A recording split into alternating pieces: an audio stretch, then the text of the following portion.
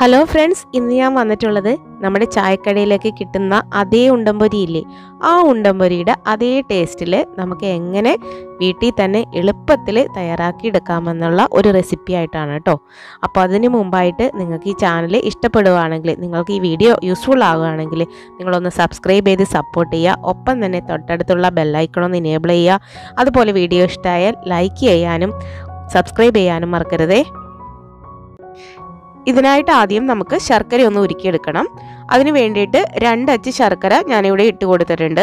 നിങ്ങളുടെ മധുരത്തിനനുസരിച്ച് ശർക്കര ചേർത്ത് കൊടുക്കാവുന്നതാണ്.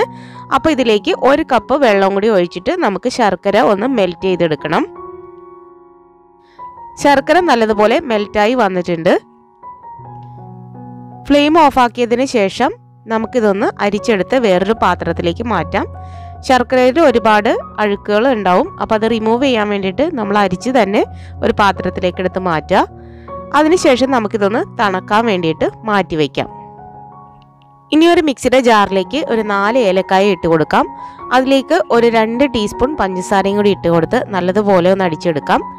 ചെറിയ ജീരകത്തിൻ്റെ ടേസ്റ്റ് ഇഷ്ടമുള്ളവർ ഈ സമയത്ത് ഒരു 1/4 ടീസ്പൂൺ ചെറിയ ജീരകം കൂടെ ചേർത്ത് കൊടുത്ത് ഒന്ന് അടിച്ചെടുക്കാം. ഉണ്ടംപൊരി ഉണ്ടാക്കാൻ ഏറ്റവും നല്ലത് പാളയൻ കുടംപഴം തന്നെയാണ്.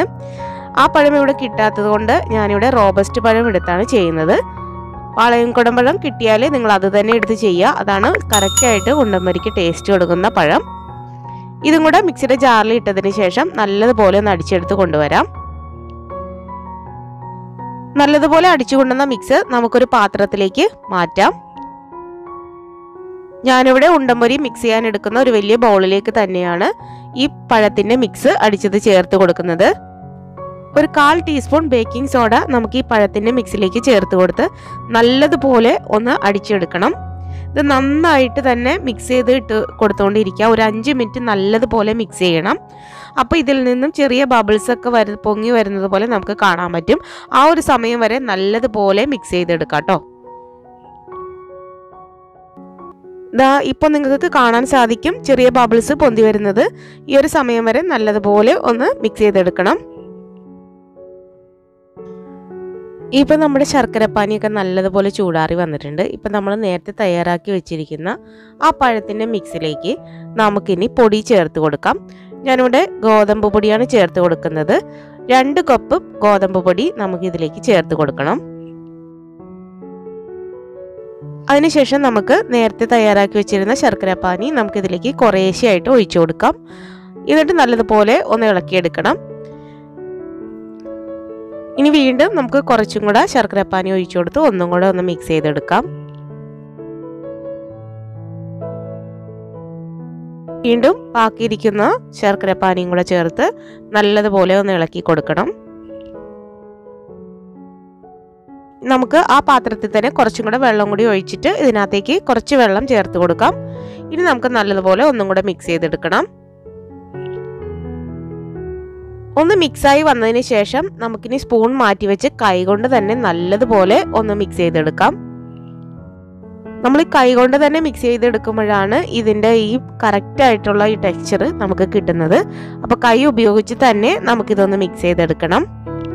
നമ്മുടെ കറക്റ്റായിട്ട് ഇവിടെ പാകത്തിന് ബാറ്റർ ആയിട്ടില്ല. അപ്പോൾ ഒരു 2 ടേബിൾ സ്പൂൺ വെള്ളം കൂടി ഒഴിച്ചു കൊടുത്ത് നല്ലതുപോലെ ഒന്നും കൂടെ കൈകൊണ്ട് ഒരു 5 മിനിറ്റോളം നല്ലതുപോലെ ഒന്ന് മിക്സ് ചെയ്തെടുക്കാം കേട്ടോ. ഇപ്പം നമ്മുടെ ബാറ്റർ ഇവിടെ നല്ല കറക്റ്റ് പാകത്തിനായിട്ടുണ്ട് കേട്ടോ. ഈ ഒരു പാകത്തിലായിരിക്കണം നമ്മുടെ ബാറ്റർ ഇരിക്കേണ്ടത്. ഇനി നമുക്കിതൊന്ന് മൂടി വെച്ചിട്ട് ഒരു 1 മണിക്കൂറെങ്കിലും നിങ്ങൾ വെക്കണം. ഒരു 4 മണിക്കൂർ വെക്കുകയാണെങ്കിൽ അത്രയും നല്ല പെർഫെക്റ്റ് ആയിട്ട് നമുക്ക് കിട്ടും. മാവ് ഇപ്പോൾ ഇവിടെ നല്ല സോഫ്റ്റായി വന്നിട്ടുണ്ട്. നമ്മുടെ കൈ ഒന്ന് നനച്ചതിന് ശേഷം ഈ മാവ് ഒന്നും കൂടെ നമുക്കൊന്ന് മിക്സ് ചെയ്യാം. കൈ നനച്ചതിന് ശേഷം മാവ് കുറേശ്ശെയായിട്ട് എടുത്ത് നമുക്ക് ചൂടായ എണ്ണയിലേക്ക് ഇട്ട് കൊടുക്കാം. എണ്ണ നമുക്കൊരു മീഡിയം ഫ്ലെയിമിൽ ഇട്ട് കൊടുത്താൽ മതി, അല്ലെങ്കിൽ ഇതിൻ്റെ ഉൾവശം വെന്ത് വരില്ല. അപ്പം മീഡിയം ഫ്ലെയിമിലുള്ള എണ്ണയിലേക്ക് നമുക്ക് ഇത് ബോൾ പോലെ ആക്കിയിട്ട് ഇതുപോലെ ഇട്ട് കൊടുക്കാം. ഷേപ്പൊക്കെ അതിലേക്ക് ഇട്ട് വരുമ്പോൾ തന്നെ അത് താനെ വന്നോളൂ കേട്ടോ. ഒരു 5 മിനിറ്റ് കഴിയുമ്പോൾ തന്നെ അത് നല്ല റൗണ്ടായിട്ട് നല്ല ബോൾ പോലെ വന്നോളും. ഒന്ന് ബോൾ ഷേപ്പിൽ വന്നു കഴിഞ്ഞാൽ നമുക്ക് തിരിച്ച് അപ്പുറത്തെ സൈഡിലേക്ക് ഓരോന്നും തിരിച്ചിട്ട് കൊടുക്കാം. അപ്പോൾ ഇത് നല്ല കറക്റ്റായിട്ട് നല്ല ബോൾ പോലെ ഷേപ്പിലേക്ക് വന്നോളും. കണ്ടോ? ഈ ഒരു പാകത്തിലായിട്ടുണ്ട്. ഇനി ഈ വശം കൂടെ നല്ലതുപോലെ നല്ല ഗോൾഡൻ കളർ ആവുന്നത് വരെ നമുക്ക് മീഡിയം ഫ്ലെയിമിലിട്ട് ഇതൊന്ന് തിരിച്ച് മറിച്ചിട്ട് കണ്ടോ.